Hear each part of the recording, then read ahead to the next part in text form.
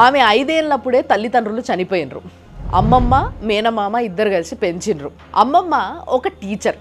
ఆమె ఇన్స్పిరేషన్తోనే సివిల్ సర్వీస్లో జాబ్ కొట్టాలని చిన్నప్పటి నుంచే కలగన్నది. బీకామ్ చేసింది, తర్వాత ఎంకామ్ చేసింది. ఎంకామ్ చేసుకుంటేనే సివిల్స్కి ప్రిపేర్ అయ్యింది. కానీ పైసలు ఎక్కువ లేకపోయేసరికి ఆమె సొంతగానే నేర్చుకుంది తప్పితే ఎక్కడ కూడా ట్రైనింగ్ తీసుకోలేకపోయింది.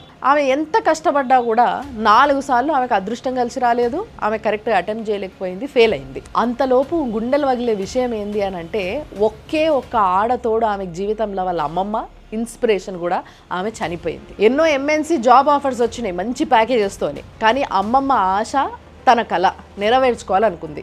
5వ సారి కూడా అటెంప్ట్ చేసింది మొన్న 2022లో. అప్పుడు మాత్రం ఆల్ ఇండియా ర్యాంక్ 306 తోని ఆమె సివిల్స్ క్రాక్ చేసింది. ఇప్పుడు ఆమె IPS officer Anshika Jain from Delhi. కానీ మన దగ్గర చాలా మంది పిల్లలు మాత్రం హోంవర్క్ చేసుకురాపోరా అని అంటేనేమో నిన్న రాత్రి మా ఇంట్లో కరెంట్ పోయింది, లేదంటే స్కూల్కి ఎందుకు రాలేదురా అని అంటే మా అమ్మమ్మ చనిపోయింది లేదా మా నాన్నమ్మ చనిపోయింది, ఎగ్జామ్లో మార్కులు ఎందుకు తక్కువ వచ్చినాయరా నీకు అని అంటే ఆ రోజు కడుపు నొప్పి ఉండే సార్.